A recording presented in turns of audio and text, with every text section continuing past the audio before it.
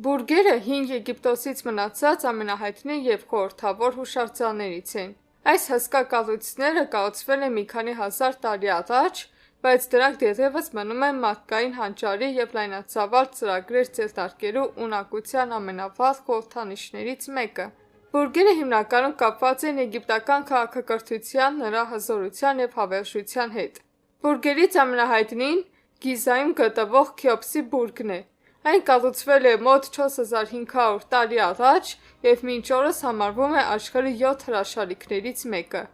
Այս բուրգը եգիպտական բոլոր բուրգերից ամենամեծն է և միակը, որը պահպանվել է մինչ օրս։ Այն ժամանակին ունեցել է 146 մետր բարձրություն և կառուցվել է միլիոնավոր հսկայական քարե բլոկների միջոցով, որոնցից յուրաքանչյուրը կշռում է մի քանի տոննա։ Պատկերացրեք, թե ինչ հսկայական աշխատանք է կատարվել դրա կառուցման համար։